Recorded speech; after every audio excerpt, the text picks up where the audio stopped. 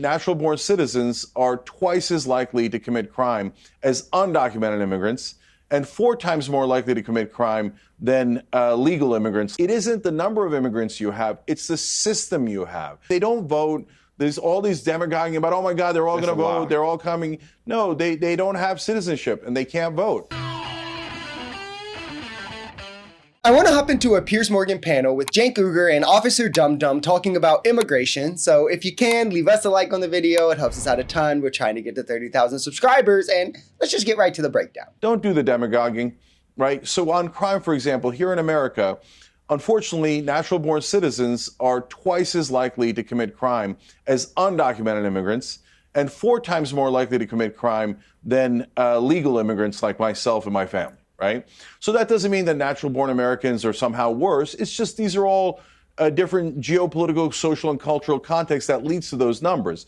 But are immigrants in the U.S. more likely to do crime? No, they're actually less likely to do crime. So let's be honest about that and let's be clear about that. This is not only true, like right now, statistically, empirically, but it's always been true. A Stanford study that actually went all the way back to 1880, so over 140 years, found that immigrants have never been more likely to be a criminal than a US-born citizen. It's an entirely fabricated lie that is bred on the back of racism, right? The lie that Black people are culturally, have a culturally higher propensity to commit crimes, which now expands to all brown people. So, of course, foreign people as well. And those espousing this are either racist or not smart enough to realize that they've fallen for racist propaganda. These are people who come here for opportunity and help our economy in much more ways than they hurt it. There is no plan for amnesty. If there was a plan for amnesty, why didn't Obama do it? Why didn't Biden do it? The last time we had amnesty was actually under Ronald Reagan. Right? No, they didn't, actually, brother. And so, the DACA and right now, was the mass deportations, no. And they don't vote.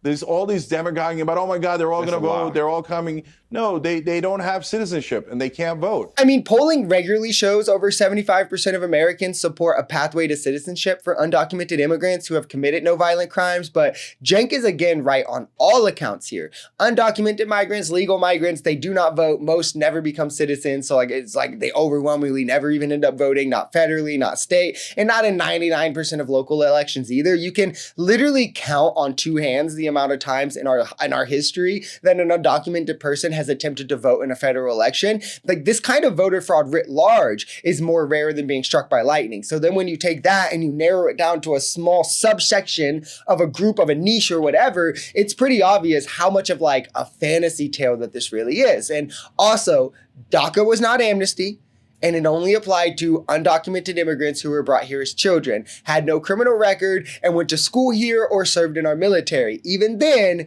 not amnesty. It only gave work authorization and protection from deportation. The last president to actually do amnesty, Ronald Reagan. As we see with so many immigrants in other countries, as I said before, Canada, Switzerland, etc., it isn't the number of immigrants you have, it's the system you have. Do you have the right system? Do you assimilate them well? Do they assimilate well?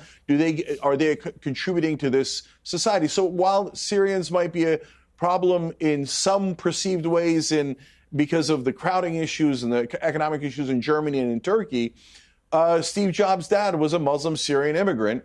And it led to Steve Jobs, which led to Apple. Elon Musk is an immigrant. So obviously immigrants can make massive, massive contributions. And that is why America is the #1 country in the world, because we're the most open to immigrants. I think it's such a pea-brained argument to go, oh, but legally, when it's the structure of our system that incentivizes people come here undocumented rather than through the legal process. It is currently so much easier to immigrate illegally than it is to do so legally that it is worth the risk of deportation or fines or whatever it may be. The way to fix this isn't to ignore the very obvious issue and deport all the Browns. It's to make our system structured in a way that legal immigration is easier and seamless. Right? This is the problem with Republican critique on this. They just want less immigration writ large. It's easier to get support now by going, oh, but illegals. But what they really want is less brown people in the country. I mean, look at how Trump and Vance speak of Ilhan Omar or other naturalized citizens. Trump was literally saying she's in our country, speaking about our Constitution. She's a naturalized citizen. Why are you saying our in an exclusionary way? It's pretty clear their true intentions and what they really see an American as. It is a euphemism for white whiteness, white identity, white culture.